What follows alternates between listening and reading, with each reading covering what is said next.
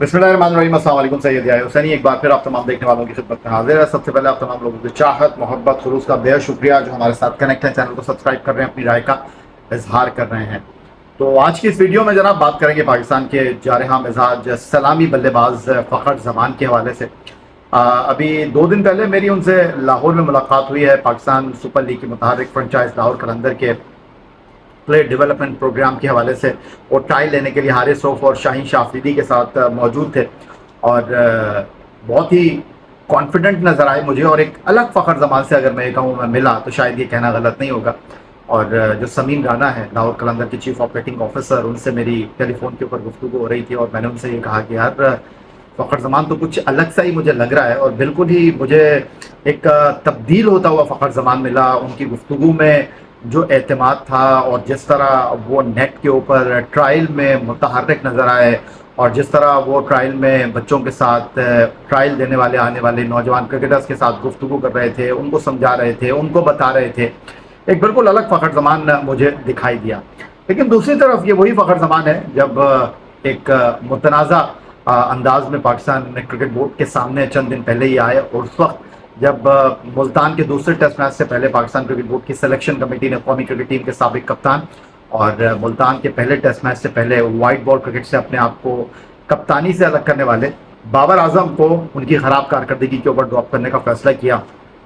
तो फ़खर जमान ने अपने एक्स अकाउंट पर बाबर आजम के हवाले से जो है ख्यालात का इजहार किया और उन्होंने कहा कि वो इस फैसले की मुखालफत करते हैं। उनका ख्याल था कि बाबर आजम पाकिस्तान के एक बेहतरीन सलाहियतों के हामिल बल्लेबाज हैं। विराट कोहली की उन्होंने अपने एक्स अकाउंट पर गुफ्तगू में मिसाल दी। उन्होंने कहा कि पड़ोसी मुल्क ने जो है विराट कोहली को मुश्किल टाइम पर बैक किया, उनको ड्रॉप नहीं किया और क्रिकेट बोर्ड के वो इस फैसले को नहीं मानते।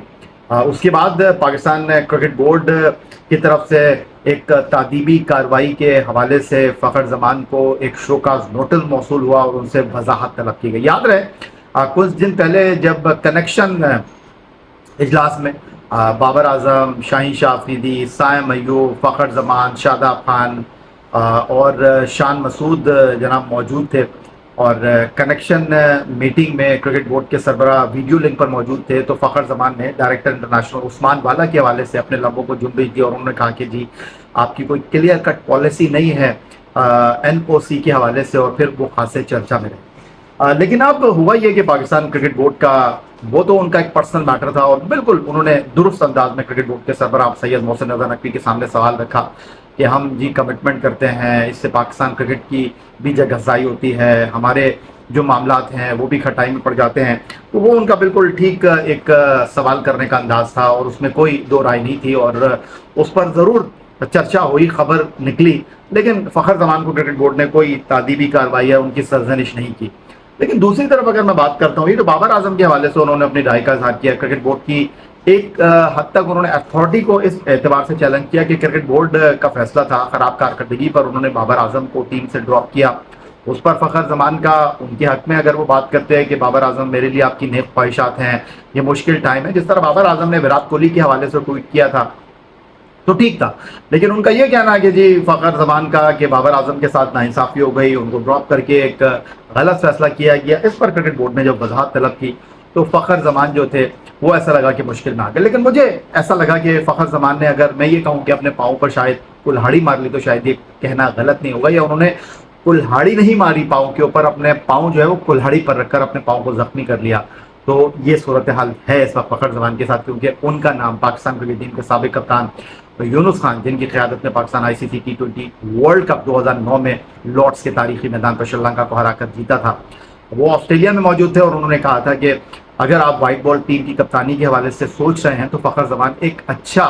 इंतखाब हो सकते हैं। और इस तरह का बयान देकर फ़खर जमान ने क्या अपने आप को इस कप्तानी की दौड़ से अलग कर लिया? क्रिकेट बोर्ड के सामने खड़े होकर कुछ लोगों का ये भी ख्याल है कि फ़खर जमान ने जो है वो रिजवान के लिए रास्ता साफ कर दिया। ये तो अब आने वाला वक्त खुलासा कर देगा कि कौन कप्तान बनता है, कौन कप्तान नहीं बनता। क्या वाकई फ़खर जमान को इस तनाजुर में मुश्किल सूरत हाल का सामना करना पड़ता है? लेकिन अगर फ़खर के हवाले से मैं बात करूँ तो 34 साल के फ़खर जमान बाएं हाथ से slow left arm Orthodox ball भी करते हैं, लेकिन उनका असल काम जो है वो बल्लेबाजी है। 3 टेस्ट मैच, 82 एक रोज़ा मैच और 92 T20 इंटरनेशनल खेलने वाले फ़खर जमान इस वक्त पाकिस्तान क्रिकेट के एक ऐसे बल्लेबाज हैं جو तने तनहा मैच को बदलने का हौसला रखते हैं, मैच को तने तनहा जो है वो जनाब तब्दील करने की अहलियत रखते हैं। वनडे इंटरनेशनल क्रिकेट में 11 सेंचुरियां उनके नाम के आगे दर्ज हैं। पाकिस्तान सुपर लीग की जो फ्रेंचाइज है लाहौर कलंदर, उसके लिए जनाब खेलते हैं और पाकिस्तान के वाहिद बल्लेबाज हैं जिन्होंने एक दिन की वनडे क्रिकेट में सबसे बड़ी 210 नॉट आउट की इनिंग खेल रखी है। 20 जुलाई 2018 को बुलावायो में जिम्बाब्वे के खिलाफ उन्होंने ये कारनामा सर अंजाम दिया था। फिर 193 रन की इनिंग उन्होंने 4 अप्रैल 2021 को जोहानसबर्ग में जनूबी अफ्रीका के खिलाफ खेल रखी है। और फ़खर जमान एक ऐसे बैट्समैन हैं जो तने तनहा अकेले मैच का नतीजा तब्दील करने की अहलियत रखते हैं। और ये उन्होंने बताया 4 नवंबर 2023 को बेंगलुरु में न्यूजीलैंड के खिलाफ 103 मिनट में 81 गेंदों पर 8 चौकों और 11 छक्कों के साथ 126 नॉट आउट करके। और याद रहे ये बेंगलुरु का वही मैच था जहां पाकिस्तान टीम के जीतने का कोई इम्कान मौजूद नहीं था, क्योंकि पहले बैटिंग करते हुए न्यूजीलैंड की टीम ने 6 विकेट पर 50 ओवर में 401 रन स्कोर बोर्ड पर लगा दिए थे, लेकिन 401 रन बनाकर भी वो मैच नहीं जीत सके। और वजह बनी फ़खर जमान की शानदार सेंचुरी, 126 नॉट आउट और 1 विकेट पर पाकिस्तान ने 25.3 ओवर में ये रन किए और 25.3 ओवर तक इस